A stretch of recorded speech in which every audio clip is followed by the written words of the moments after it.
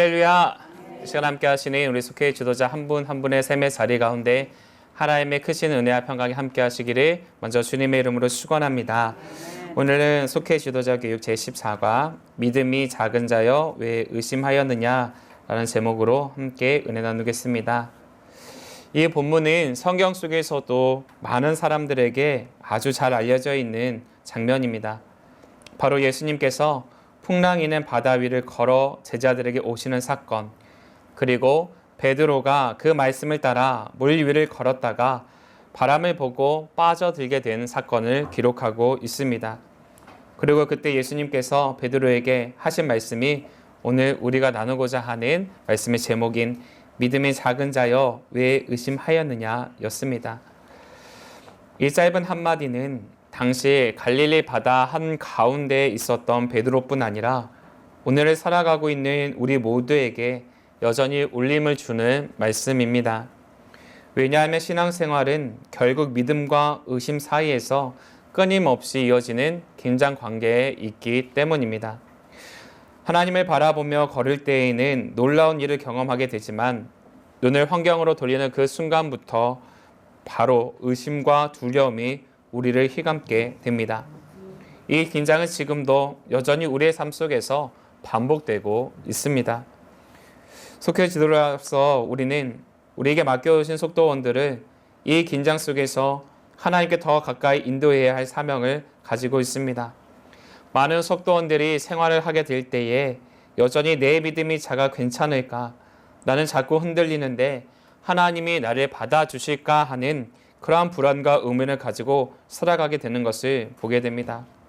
또 어떤 이들은 말씀을 들을 때에는 은혜를 받고 그렇게 살아가겠노라고 결단은 하지만 막상 삶의 자리에서는 폭풍 같은 현실 앞에서 믿음이 금세 흔들려 버리고 마는 것을 보게 됩니다. 이런 상황에서 오늘 본문은 우리에게 중요한 교훈을 해주고 계십니다. 오늘 사건의 배경은 오병이어의 기적 이후에 일어나고 있는 사건입니다. 예수님은 수많은 무리를 배불리 먹이신 후에 제자들을 재촉하셔서 먼저 배를 타고 건너편으로 가게 하셨습니다. 그리고 자신의 무리를 흩으신 후에 혼자 산에 올라가 기도하십니다. 예수님은 기도의 사람으로 큰 사역 후에는 반드시 하나님 앞에 홀로 서는 시간을 가지셨습니다. 한편 제자들은 배를 타고 갈릴리 바다를 향해 나섰습니다. 그런데 밤 사경 곧 새벽 3시쯤 되었을 때에 바람이 거세게 불고 파도가 높아져서 큰 어려움에 처하게 됩니다. 제자들은 온 힘을 다하여서 노를 젓게 됩니다. 배는 바람에 시달리면서 앞으로 나아가지 못했습니다. 바로 그때에 예수님께서 바다 위를 걸어 그들에게 찾아오십니다. 제자들은 그 모습을 보고 두려워합니다. 당시 유대인들에게 이 바다는 혼돈과 죽음의 세력이 머무는 것이었습니다. 그런 바다 위를 걸어오신 예수님의 모습을 본 제자들은 너무나 낯설고 두려워하였던 것입니다. 그들은 유령이다라고 소리칩니다. 하지만 그때 예수님은 안심하라, 나니 두려워하지 말라라고 여기서 말씀하십니다. 여기서 나니라고 하시는 이 말씀은 단순히 나다라는 의미가 아니라 출애굽기에서 하나님께서 모세에게 현현하셔서 하셨던 말씀, 나는 스스로 있는 자다라는 그러한 말씀과도 연결되어지는 말씀입니다. 즉 예수님은 나는 하나님의 아들이고 혼돈과 죽음의 세력 위에 주권적으로 서 있다라는 사실을 많은 이들에게 보여준 것입니다. 이때 베드로가 대답하지요. 주여, 만일 주님이시거든 나를 명하사 물 위로 오라 하소서라고 말합니다. 베드로는 예수님을 만났긴 하였지만 그의 마음 가운데에는 확신이 부족했습니다. 그래서 주님, 저를 물 위로 걸어오라 하십시오라고 말씀하지 않고 주님이시거든 이라는 조건부 표현을 통해서 그가 하나님에 대하여서 예수님에 대하여서 100% 확신하고 있지 않았음에 대해서 알 수가 있습니다. 그러나 동시에 베드로는 다른 제자들과는 달리 발을 물 위로 내딛는 용기를 보여줍니다. 예수님이 오라라고 하셨을 때 그는 즉시 배에서 내려 물 위를 걸어 예수님을 향해 나아갑니다. 이내 곧 바람이 불고 베드로는 예수님을 바라보지 못하고 다시금 바람을 바라보게 됩니다. 그의 시선이 예수님에게서 환경으로 옮겨지게 될 때에 그의 마음 가운데 다시금 두려움이 찾아왔던 겁니다. 그리고 그 마음으로 인하여서 베드로는 물에 빠져 들기 시작합니다. 그 순간 이렇게 외치지요. 주님, 나를 구원해 주십시오. 예수님은 즉시 손을 내밀어서 베드로를 붙잡아 주셨습니다. 그리고 믿음이 작은 자여 왜 의심하였느냐라고 말씀하십니다. 언뜻 듣기에는 이 말씀이 책망처럼 들려집니다. 하지만 이것은 책망만이 아니라 동시에 위로라는 사실을 우리는 바라볼 수 있어야 합니다. 왜냐하면 예수님은 그가 물속에 빠지는 것을 그저 바라보고만 계시지 않았기 때문입니다. 작은 믿음이라 할지라도 그가 예수님 앞에 나를 구원해달라고 요청하게 되어지니 예수님께서는 그의 믿음에 응답하여 주셔서 그를 물 아래에서 건져 주셨던 것입니다. 그러나 동시에 주님은 그 믿음의 의심으로 흔들리는 것을 지적하시고 더 자라나야 한다라고 말씀해 주고 계십니다. 마지막으로 예수님과 베드로가 배에 오르게 될 때에 바람이 그쳐집니다. 그리고 배 안에 있던 사람들이 예수님을 보며 경배하지요. 진실로 이분은 하나님의 아들입니다 라는 고백들이 이들의 입술을 통하여서 그의 마을 가운데에 퍼져 나아가게 됩니다. 단순히 기적을 체험한 그 자리가 아니라 제자들이 예수님의 정체성을 다시금 고백하는 그 계기가 되어졌던 것이 오늘 우리가 함께 나누고자 하는 마태복음의 말씀입니다. 바라기 오늘 말씀 함께 나눌 때에 우리의 믿음의 고백이 역사하시는 그 하나님에 대해서 함께 나누며 영적인 교훈과 기도의 제목을 얻는 시간 되시기를 주님의 이름으로 축원합니다. 첫째로 작은 믿음이라도 아주 소중하다는 사실입니다. 예수님은 물 위를 걸어오시면서 두려움에 떨던 제자들에게 안심하라고 나라고 두려워하지 말라고 말씀하십니다. 이때 베드로 주여 만일 주님이시거든 나를 명하사 물 위로 오라 하시옵소서라고 말씀드립니다. 언뜻 보면 이 고백이 아주 즉흥적이고 또 감정적인 것처럼 보여집니다. 하지만 그 안에는 분명히 예수님을 향한 신뢰가 담겨져 있습니다. 여기서 우리는 중요한 사실 하나를 발견하게 됩니다. 베드로가 가지고 있었던 믿음이 아주 훌륭한 100% 확신하는 믿음은 아니었다는 사실입니다. 예수님을 끝까지 신뢰하지 못했고 곧 바람을 보고 무서워하며 물속으로 잠기게 됩니다. 믿음이 작은 자여 왜 의심하였느냐라고 예수님의 책망을 받기도 합니다. 그러나 예수님은 베드로가 가지고 있었던 믿음에 대하여서는 부정하지 않으셨습니다. 그저 베드로가 가지고 있었던 믿음이 작은 믿음이었다라고만 말씀하십니다. 그러나 여러분, 이 작은 믿음이라도 우리가 갖고 있다 한다면 하나님 앞에 간절히 구하며 나아가는 그 자리가 하나님의 구원하심의 은총을 입게 되어지는 자리가 된다는 사실을 기억하셔야 하는 줄로 믿습니다. 모든 사람들이 같은 배 안에 잠겨 있었습니다. 그리고 동시에 예수님께서 걸어오라라는 얘기도 함께 들었을 겁니다. 그런데 그런 예수님의 초대 앞에 응답할 수 있었던 사람, 오직 베드로만 그 일을 감당합니다. 무슨 뜻입니까?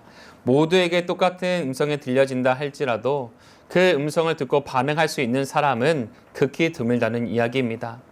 다르게 표현하자면 많은 사람들이 예수님의 말씀을 듣게 되지만 그 말씀을 내 말씀으로 살아있는 하나님의 음성으로 듣는 사람은 많지 않다라는 이야기입니다. 그래서 예수님께서 내가 너를 구원해 주겠노라, 내가 너를 굳세게 붙들어 주겠노라 하시는 그 말씀을 듣게 될 때에도 불안한 사람이 여전히 있다라는 겁니다. 사랑하는 여러분, 믿음이라고 하는 건 처음부터 거대한 산 같은 것은 아닙니다. 겨자씨처럼 작고 미약한 것으로부터 시작하게 됩니다.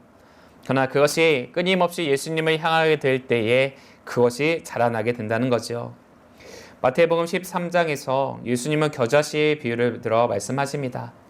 지극히 작은 씨앗이지만 큰 나무가 되어 새들이 깃들게 되는 것처럼 우리의 믿음도 이렇게 되어져야 한다는 겁니다. 작은 믿음이라 할지라도 하나님께 드리게 되면 하나님께서 크게 하시고 자라게 하시고 열매를 맺게 하신다는 것입니다. 이 말씀이 우리가 품고 있는 속도원들에게 큰 위로가 될 수 있습니다. 왜냐하면 우리와 함께하고 계신 속도원들 분들 중에 많은 분들이 나는 너무 부족하다라는 생각 때문에 낙심하고 계시기 때문입니다. 하지만 하나님은 작은 믿음도 귀히 여기십니다. 우리가 할 일은 그 작은 믿음이 하나님께 드려질 수 있도록 그들을 위로하고 격려하는 일인 줄로 믿습니다. 그 믿음이 하나님의 손에 붙들릴 때에 그들은 기적을 경험하게 될 것이고, 이것을 경험함으로 말미암아 하나님 안에서 겨자씨에서 나무로 변화되어진 축복을 온전히 누릴 것이기 때문입니다. 그러한 거로 여러분들의 수고와 헌신, 섬김 너무나 귀하고 소중합니다. 비록 어렵고 힘든 상황이시겠지만 사랑하는 우리 속도원들을 위하여서 이들의 믿음의 성장과 성숙을 이룰 수 있는 그 자리를 향해 나아올 수 있도록 권면하여 주시고 위로하여 주시고 세워주시는 저와 여러분이 되어주시기를 주님의 이름으로 축원합니다. 둘째로, 말씀을 따라 순종하는 행함이 있어야 합니다. 베드로는 예수님께 주님이시거든 나를 명하사 물 위로 오라 하소서라고 말합니다. 그때 예수님이 오라라고 명령하시지요. 주저하지 않고 베드로는 그 자리에서 일어나 물 위를 향해 발을 내딛습니다. 이것은 단순한 충동이 아니었습니다. 말씀에 대한 즉각적인 순종이었습니다. 성경은 믿음을 언제나 순종과 연결시켜 설명합니다. 믿음은 단순히 마음으로 동의하는 것이 아니라는 거죠. 참된 믿음은 언제나 행함으로 이어지게 됩니다. 야고보서에서는 행함이 없는 믿음은 죽은 것이라고 말씀합니다. 오늘 본문 속 베드로의 모습은 이 말씀을 생생하게 보여주고 있습니다. 베드로는 예수님의 말씀이 들려지게 되자 곧바로 그것을 행동으로 옮깁니다. 그 결과가 무엇입니까?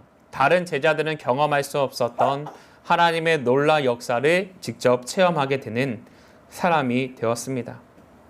그러나 오늘날 많은 분들이 이 말씀을 듣기는 하지만 실제로 순종하지는 못합니다. 주일마다 말씀을 듣습니다. 성경을 열심히 공부하시기도 합니다. 또 때에 따라서 내게 주시는 은혜를 갈급해하는 마음으로 수많은 말씀을 접하시기도 합니다. 하지만 그 말씀 삶 속에서 실행되지 않는다면 그것은 단순한 정보로만 남게 될 뿐입니다. 말씀을 지식으로만 쌓는 건 아무런 능력을 발휘하지 못하게 됩니다. 오직 순종할 때 말씀이 능력이 되는 줄로 믿습니다. 베드로가 물 위를 걸은 것은 그의 능력이 아니라 말씀의 능력이었습니다. 여기서 오라라는 말씀에 순종했을 때 불가능한 일이 가능해졌습니다. 말씀은 언제나 능력이 있습니다. 창세기 1장에 기록된 창조의 사건을 바라보시기 바랍니다. 하나님께서 말씀하시지요. 빛이 있으라 라고 말씀하시게 될 때에 그 자리에서 빛이 생겨났습니다. 말씀 자체가 능력이라는 겁니다.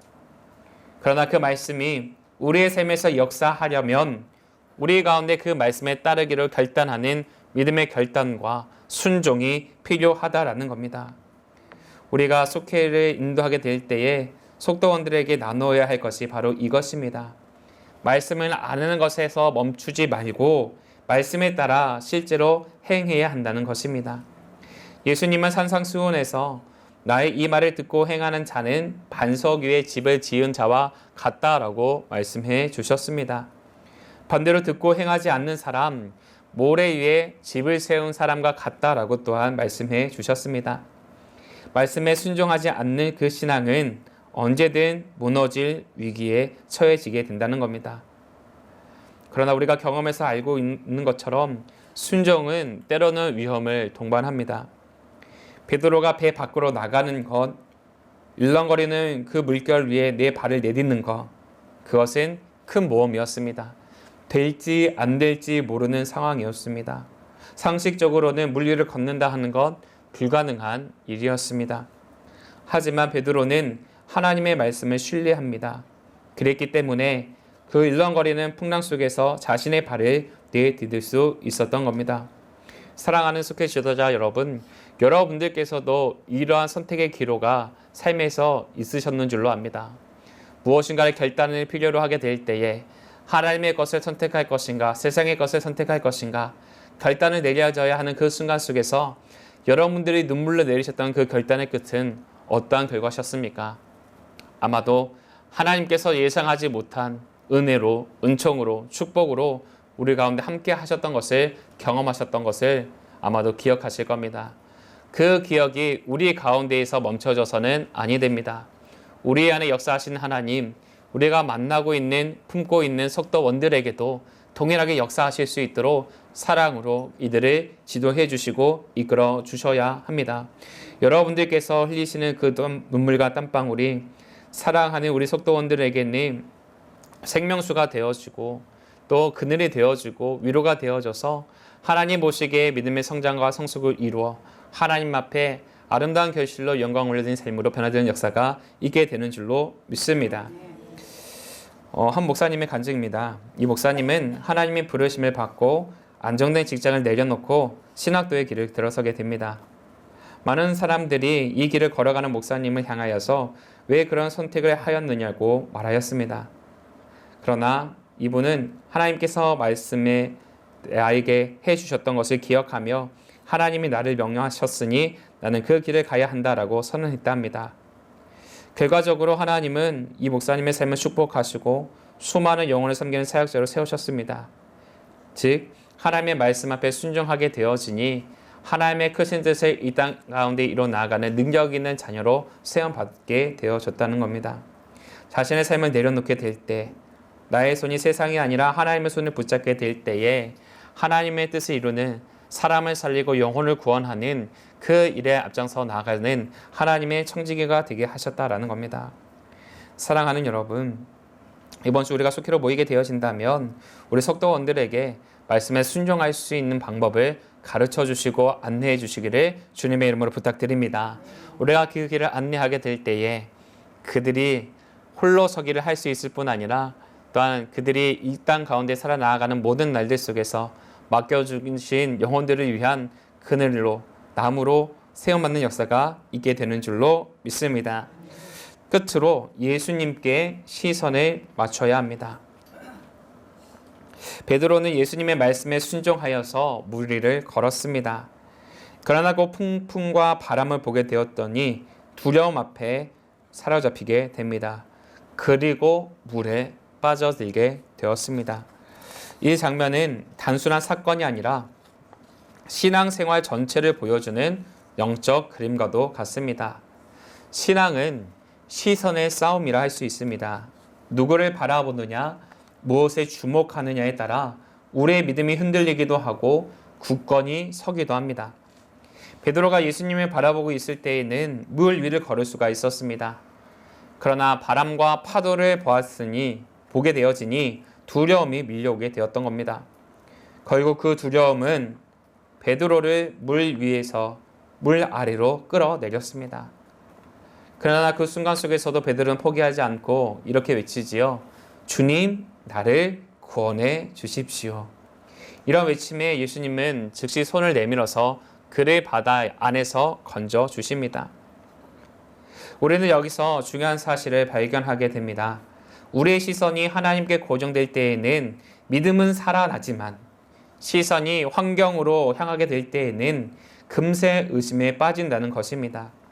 히브리서 12장 2절에서 믿음의 주요 또 온전하게 하시는 이인 예수를 바라보자 라고 말씀합니다. 예수님께 시선을 고정하는 것, 그것이 승리의 비결이라 성경은 우리에게 말씀해주고 계십니다. 오늘 우리의 삶을 돌아보시기 바랍니다. 우리는 얼마나 자주 환경을 바라보면서 두려움에 빠지고 있었는지 쉽게 발견할 수 있을 겁니다. 경제적인 어려움, 건강의 문제, 인간관계의 갈등, 미래에 대한 불안, 이 모든 것은 우리의 시선을 빼앗고 마음을 요동치게 만듭니다. 그러나 바로 그때에 예수님께서는 이렇게 말씀하시지요. 나를 바라보라 라고 말씀하십니다. 주님을 바라볼 때에는 두려움은 사라지게 됩니다. 그리고 그 사라진 자리 가운데에는 평안과 담대함이 우리 안에 채워지게 됩니다. 사랑하는 여러분, 신앙의 길은 풍랑 없는 길임을 잘 아실 것이라 생각이 됩니다. 그리고 오히려 폭풍과 같은 상황이 늘 함께하고 있음을 아시기에 더욱더 하나님을 붙잡는 삶을 살아가기 위해 부단히 애를 쓰고 계신 줄로 압니다. 문제는 여기 계신 분들이 아니라 여기에 계시지 않는 분들입니다. 삶의 중심이 흔들립니다. 삶의 터전이 흔들리게 될 때에 모든 것이 무너진 것만 같은 상황이 찾아오게 될 것임을 걱정하고 있는 것이 지금 우리가 섬기고 있는 속도원들의 마음입니다. 그러하기 때문에 우리가 먼저 그들 가운데에 폭풍 속에서도 흔들리지 아니하는 방법이 무엇인지 깨달을 수 있도록 위로해 줘야 되고 그들을 이끌어 주어야 합니다. 설령 잠시 흔들려 빠진다 하더라도 주여 나를 구원하소서라고 부르짖는 순간에 하나님의 구원의 역사가 우리 가운데 이루어질 것임을 기대할 수 있도록 사랑하는 여러분들께서 내 삶에 역사하신 그 하나님을 증거해 주셔야 합니다. 한 선교사님의 이야기입니다. 전쟁 중인 위험한 지역에서 사역하시며 늘 생명의 위협을 받고 계셨다 합니다. 하지만 이분은 늘 이렇게 고백하였습니다. 제가 주님을 바라볼 때의 두려움은 사라집니다. 총부리와 폭격의 소리가 들려져도 제 마음은 평안했습니다. 왜냐하면 내 눈은 하나님을 향해 고정되어 있었기 때문입니다. 라는 말을 하였다 합니다. 예수님께 시선을 맞춘다고 하는 건 단순히 어려움 속에서 예수님을 떠올린다는 뜻이 아닙니다.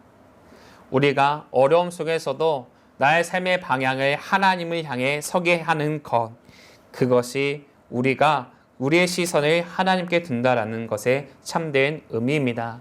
매일 말씀을 묵상하고 기도로 하나님과 교제하고 예배 속에서 하나님을 바라보게 될 때에 우리의 눈은 하나님께 고정됩니다. 반대로 말씀, 기도, 이 모든 것들이 우리의 삶에서 떨어지게 된다면 우리의 눈은 금세 세상으로 향하게 되고 두려움과 의심이 우리를 사로잡게 되는 것을 경험하게 될 것입니다. 사랑하는 속회 지도자 여러분, 우리 속도원들에게 예수님을 바라보는 삶이 승리하는 삶입니다. 환경이 아니라 하나님을 바라보십시오. 두려움이 아니라 믿음을 붙잡으십시오 라고 권면해 주시고 세워주시기를 주님의 이름으로 부탁드립니다.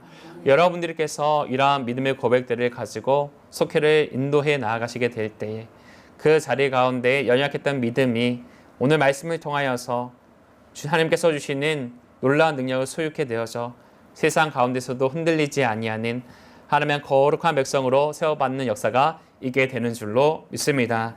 이러한 믿음의 고백들을 가지고 이번 주 속회로 모이시게 될 때에 사랑과 위로와 권면으로 우리 속회를 세워나가시는 우리 모든 속회의 지도자 한 분 한 분이 되어주시기를 주님의 이름으로 축원합니다. 기도하겠습니다. 사랑의 하나님 감사합니다. 오늘과 저희들과 함께하여 주시고 특별히 오늘 말씀을 통하여서 우리를 범람하고자 찾아오는 세상의 세파 속에서도 흔들리지 않는 방법이 무엇인지 깨닫게 하여 주심에 참으로 감사합니다. 우리를 사방에 우겨싸고 넘어뜨리고자 얼마나 많이 있는지 하나님께서 알고 계신 줄로 믿사오니 더 이상 그것이 우리를 해하거나 넘어뜨리거나 무너뜨리지 아니하도록 주님께서 큰 믿음을 우리 가운데 허락하여 주시옵소서.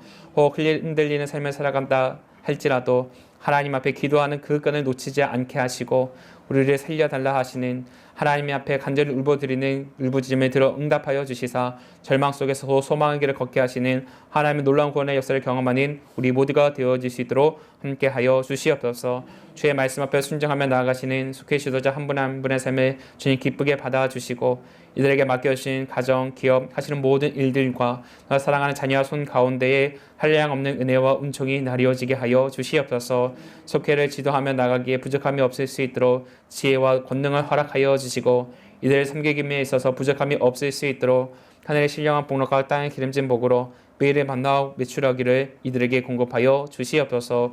우리에게 베푸신 하나님의 사랑을 기억하며 이들을 섬기며 나가게 될 때에 깨어지고 상처 입은 모든 심령들이 회복해 되게 하시고 그것을 통하여서 하나님 보시기에 아름다운 결실을 맺는 우리 모든 속회의 지도자 한 분 한 분과 우리 모든 속도원들 되어질 수 있도록 은혜 위에 은혜를 더하여 주시옵소서.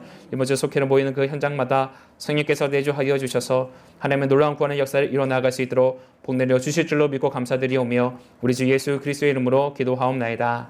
아멘.